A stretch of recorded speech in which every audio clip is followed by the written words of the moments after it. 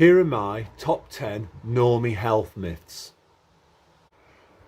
So the background to this really is that I don't know what the percentage is, somewhere between 25 and maybe 35% of people dodged vaccine. But of those who dodged vaccine, many of them are still being harmed by one of the big clubs' main tactics. Because obviously what we're looking at here, we all know about their goal of depopulation. So they need to get rid of people. Ideally, they want people to self-delete. That's their optimum method, isn't it? And since 2021, we've focused a lot on vaccine. Many of us forecast, when the pantomime started in March 2020, very, very early on, we called they're going to bring in vaccine, and that's what they did. And then obviously they coerced people, or tried to coerce people into going to see vaccine. Now, what I'm getting at here is that there are many, many, many people who dodged vaccine but are still falling for one of the big clubs' main self-deletion and let's leave a gap here, 1, 2, 3, 4, 5, 6, 7, 8, 9, 10 harm strategies, that are designed to disable somebody. And what we're talking about here is what we put in our mouths. So we're talking about food advice here. So as I say, I'm going to give you my top 10 normie health and fitness myths that the big club have been pumping out that have deceived people. And that deception has cost people their lives. It's shortened their lives.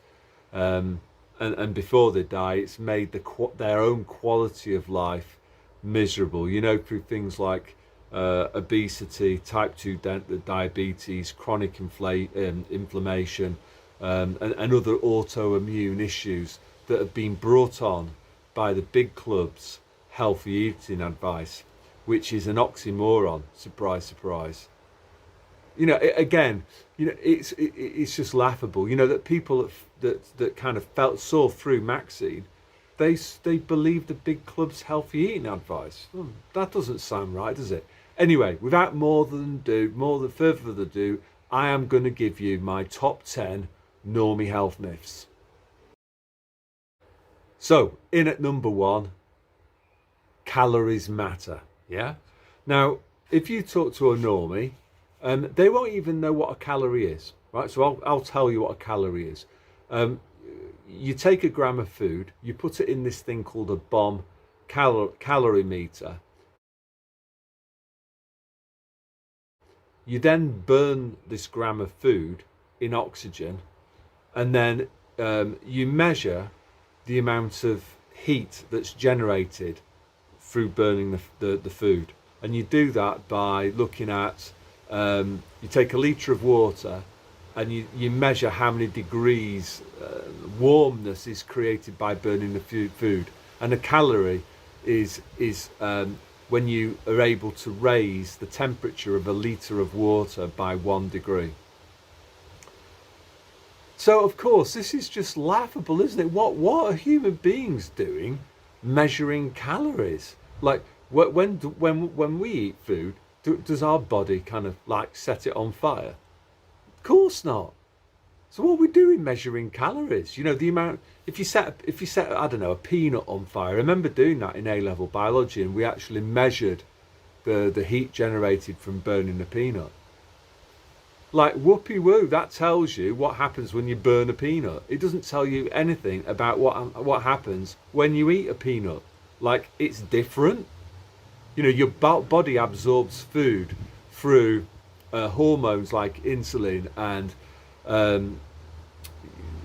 your saliva, stomach acids, all the rest of it. It's more like a chemical reaction rather than just simply burning something.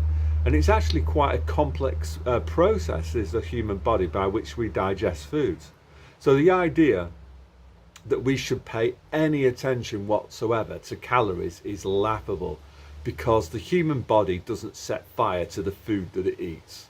It's utter nonsense. Calories, they ignore the body's hormonal response to food, which is quite different depending on the type of food. So again, like normies will go, oh, well, 100 calories rather of chocolate, that has the same effect as 100 grams of red meat. It's just complete nonsense.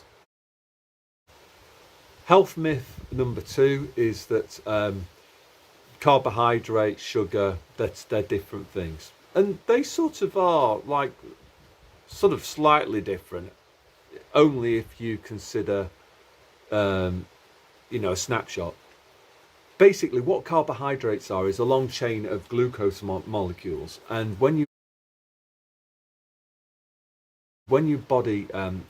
eat carbohydrates, those carbohydrates are broken down into sugar, and that happens pretty quickly. It happens actually in your mouth, or the process begins in your mouth, when your body secretes this substance called amylase, and that converts the carbohydrates into sugar.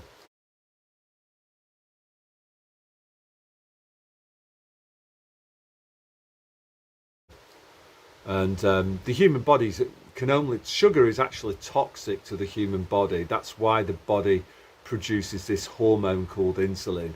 And your body really doesn't want any more than 4 grams of sugar circulating in your entire blood supply.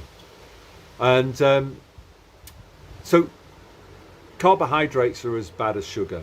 So what the NHS is doing, like advising diabetics to eat bananas, people who struggle metabolizing glucose, what are they doing?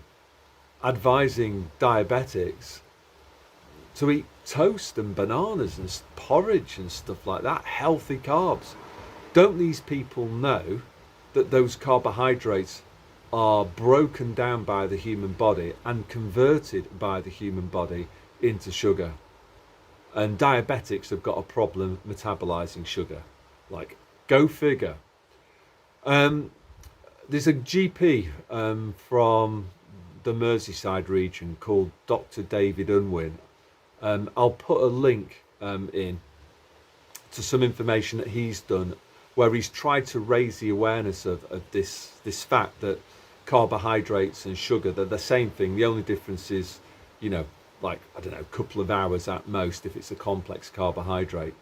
And what he's done is he's produced a chart that shows kind of normies, how many grams or teaspoons of sugar are in popular carbohydrates. So just to give you one now, in 150 gram serving of rice, which is hardly anything, there are, believe it or not, 10.1 teaspoons of sugar in that serving of 150 gram serving of rice.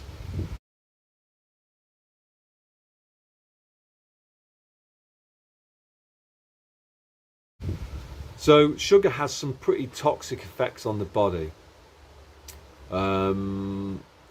So again, like, urging people to eat carbohydrates is harming people. Or if I'm being more precise, urging people to eat a diet that's heavy in carbohydrate, it's not good for people. This has been leading to obesity, type 2 diabetes. Really good if you're the big club, because obesity causes all sorts of heart problems, all sorts of health problems, problems with mobility, problems with mental health. People don't like being obese in general. It makes people depressed, more easy to control. People end up on diabetes medications, more money for the big club. That's what they want you to eat. They want you to eat a peasant diet that's rich in carbohydrates, rich in, when it's broken down into the body, sugar. It's 100% been reducing life expectancy and also reducing the quality of life. I kind of alluded to number 3 a minute ago. Number 3 is that most normies, they don't know what insulin is. Let me tell you what insulin is. Insulin is a fat storage hormone. So when you eat sugar, or carbohydrates, which break down into sugar, your body doesn't want more than 4 grams of sugar circulating in your entire bloodstream at any one point in time. And to prevent that from happening, whenever your blood sugars goes over 4 grams of sugar, the body produces insulin, and that insulin then converts the excess sugar into fat. So basically, fat people, they've got too much sugar, too many carbs, too many sugars, same difference. They've got high levels of insulin, so their body is in constant fat storage mode. This is why, you know, when I see it's impossible for people who you remember that guy, what's he called now, the bloke who allegedly, the bloke who died in Greece, what was he called? Who recommended intermittent fasting. That bloke was setting up people to fail.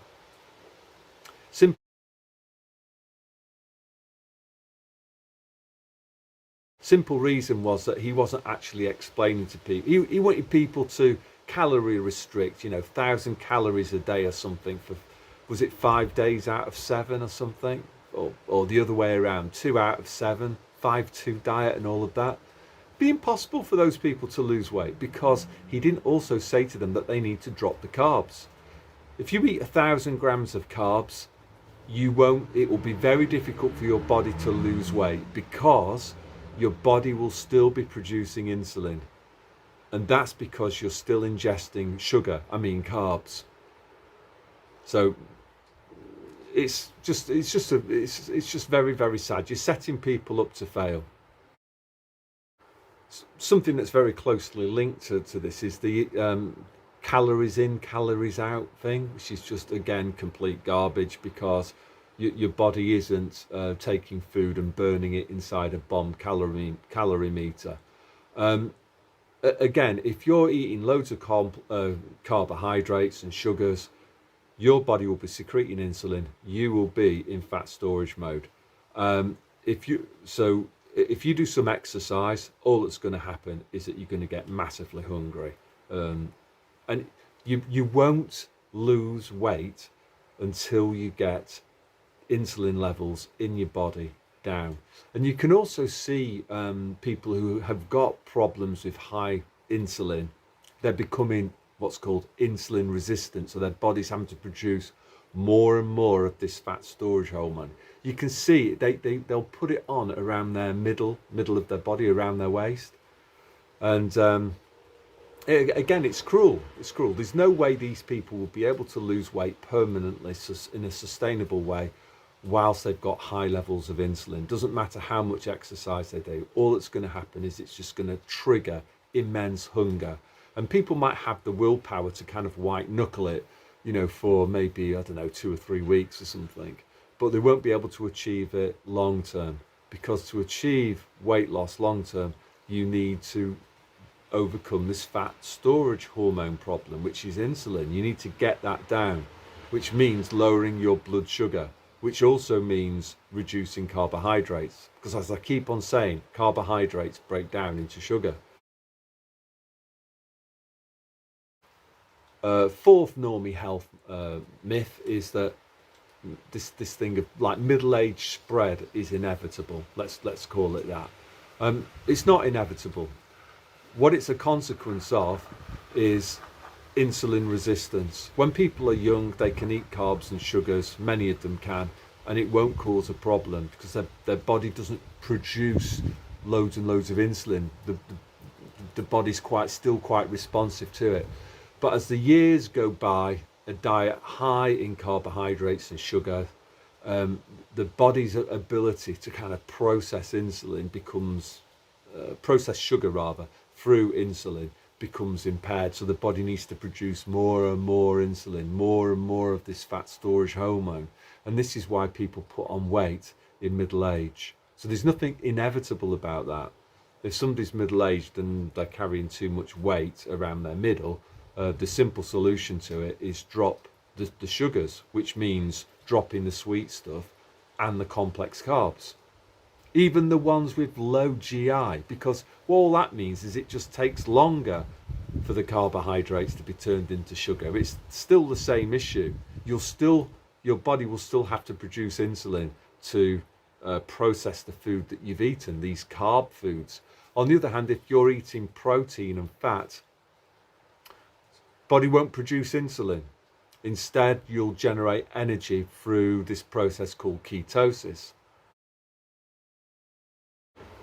The fifth normie health myth is that normies, they kind of think, well, it's all my fault.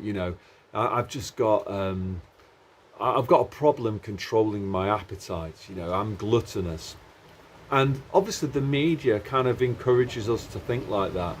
So what I would say is that for people who, and I was one of those, like I was constantly hungry all the time when I was eating sugars and carbohydrates. And the reason for that is that when you eat carbs and sugars, it creates a blood glucose spike. The body has to do something about it, so the body produces insulin. That causes your blood sugar to drop again, and that was triggering hunger. So I ate more. Then the cycle would repeat. Blood glucose up, insulin response. Then you get the crash. So my whole kind of energy system, it wasn't stable. By eating fat and protein and getting into ketosis, I have a very, very stable supply of energy, and I don't feel hungry. I don't feel hungry at all. So that's that basically. This it's not you. It's basically the food that you're eating. You're eating too many complex carbohydrates. You're eating too much rice, pasta, bread, and the other. Never mind the processed junk. I used to love pasta, but what I used to notice was that I'd have a big bowl of it, right, and then maybe 90 minutes later, I'd be back in the kitchen eating what was left in the pan. And that was this blood sugar glucose roller coaster ride that I was on. And I'm so glad that I'm off that now. I've been kind of freed from this kind of addictive cycle that I was on, which is the blood sugar and glucose and insulin roller coaster. Sixth normie health myth is that eating fat is not good for you. Fat makes you fat. Absolutely wrong. The reason for that is that if you eat fat, animal fat, and protein, your body won't create blood sugar spikes, so therefore your body won't, there'll be hard, you might need to produce a little bit to process protein, but fat, not at all. So basically, you're in this process called ketosis, whereby the fat is broken down in the liver into these things called ketones, and these ketones can be used inside your body to generate energy. It's almost like a car that's a dual fuel car. That's the human body. Human body can run on sugar. It's not its preferred fuel source though. The body's preferred fuel source is fat, and through this process called ketosis. And if you eat fat, you're not going to produce much insulin. So there's not as much of this fat storage hormone circulating in your body.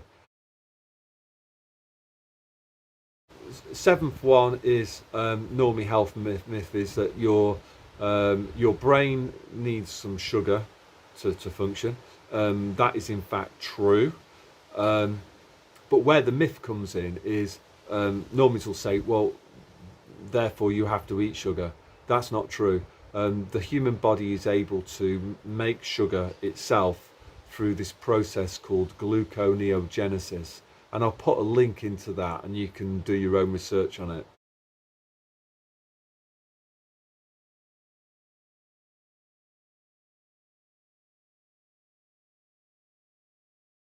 The eighth normie health myth is all this stuff about, when you say that something's rich in iron or something's rich in vitamin C, or what normies fail to understand is that, again, this has been done in some laboratory somewhere. They've not actually looked at the issue of bioavailability. Like if you boil something up, you know, you might say it's got loads of iron in it, but your body doesn't boil stuff up inside it. So the issue is, can your body access the nutrition that's in something like a broccoli or blueberries or whatever? Quite often it can't. So there's no point in eating these things. Instead, eat meat, because meat is bioavailable, and it contains things like vitamin C and calcium and, you know, all sorts of good stuff that your body needs. The ninth normie kind of health myth or weird behaviour that normies do is that they see food as entertainment rather than a source of nutrition. You know, so for me, like, true hunger is my body basically saying, we need some more protein, we need some more amino acids. Incidentally, what I would say, I put on a lot of, I've lost weight, fat, but I've actually gained muscle. And what I've noticed is that process of gaining muscle and becoming stronger, it's greatly assisted by eating lots of protein, massively. So what I would say is eat for nutrition. You know, it's important to maintain a healthy body. It's important to maintain muscle mass, especially once you get to my age of, well, I'm 60. It's very, very important. So if you're eating chocolate hobnobs or Kit Kats or packets of crisps, where's the nutrition in that? For me, it's no surprise that people overeat that stuff, not just because of the blood sugar insulin roller coaster effect, but also because that food is devoid of nutrition. Your body needs those essential fats and amino acids. You know, again, we could talk about those drugs that sound like Satan's that actually reduce cholesterol. Like I've done videos about this before. Your brain's mostly made from cholesterol. Cholesterol is used to produce many of your body's important hormones. So why would you want to reduce it? It's like complete madness. So what I would say is focus on food being a source of nutrition for your body. And if you're a bloke and you want big muscles, then you're not going to get big muscles from eating Pringles crisps, but you are going to get them from eating red meat. And you know, if you want good brain health, then obviously it helps to eat the substance, animal fat, that contains cholesterol, because your brain's mostly made of cholesterol. 10th one is health myth is fiber's essential. So let's just go like first principles here. So fiber is indigestible, so your body isn't extracting any nutrition from fiber. Like, so why would you eat something that you can't extract nutrition from? That's the first thing. Second thing is that I eat far less fibrous kind of vegetables, and I might eat an occasional vegetable, but when I do, it causes havoc in my gut. My gut bowel function is greatly impaired. I didn't know that before. When I eat kind of when I've eaten normie foods, you know, I don't eat bread, pasta, rice, all of that stuff anymore. But you know, occasionally I might eat broccoli or something, or some salad or something. I once ate some not baked beans, red kidney beans in some chili somebody'd made, and I kind of ate it because I thought I'd better do it just to. Anyway, caused absolute carnage for the next 2 days. It took me about 2 days for me to get all of that crap out of me. My body obviously didn't like it. On the other hand, when I'm eating a carnivore diet, so for me that's meat, fish, dairy products, then my gut works perfectly. It just runs absolutely perfectly, including, you know, the kind of ejection process. That's just so much better. So you might have thought that I was talking But, you know, you're free to make your own mind up. What I would say is do some more research. If you've seen through Maxine, but you've not changed your diet, maybe you need to kind of have a think about that. Like, maybe try, like, these things are loaded, aren't they? So you could say carnivore. That sounds a bit extreme, doesn't it? But what about the Davos diet? You know, when those WEF, the puppets, turn up at WEF, they get some nice food, don't they?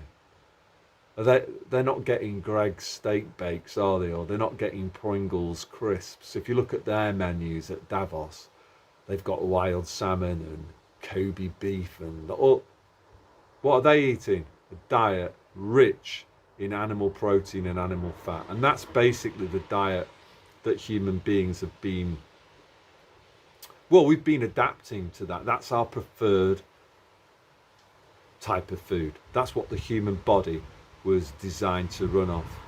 Now, in my experience, a lot of normies, they won't get that at all. So there's no point really talking to normies about food and nutrition, because if they went to see Maxine, there's no way that they'll be going against NHS healthy eating advice. They'll be sticking with, you know, their grains and their potatoes and all the stuff that's poisoning them. Would I like them to improve their health by changing what they eat? You know, who was it now? There was a Greek guy. Food is medicine. Yeah, somebody can tell me who it was in the comments. Food is medicine. Who said that? They won't get it. The normies won't get that. So there's not much point talking to them about it. You can try, but all they'll do is it will reinforce their notion that you're crazy. I've actually thought, because I know some vegetarians, not in Finland, but I just thought, wouldn't it be funny, you know, like when vegetarians come and visit, or when they visited our place, we'd always provide them with like some vegetarian like food. Like, can you imagine turning up to a vegetarian's house and saying, sorry, you know, I just don't eat vegetables. I don't eat fruit. I don't eat fruit and vegetables. Any chance of accommodating me, please? Anyway, so that's all that I want to say today. It's coming up to midsummer here. Let's hope that the weather improves a bit. We've got a cloudy one. It's cloudy and windy. So anyway, that's all I want to say today. So let's end this one with God bless and Hyvää Juhannus, which is Happy Midsummer in Finnish. And Midsummer is basically a bank holiday. So Midsummer falls at the weekend this year. So tomorrow, Friday, is a bank holiday. And I might shoot a video. If I can get out and about, I'll shoot a video showing you what goes on in Porry. It's a big festival and stuff. Lots of fun is had. So yes, one more time, God bless, and I hope it's good where you are.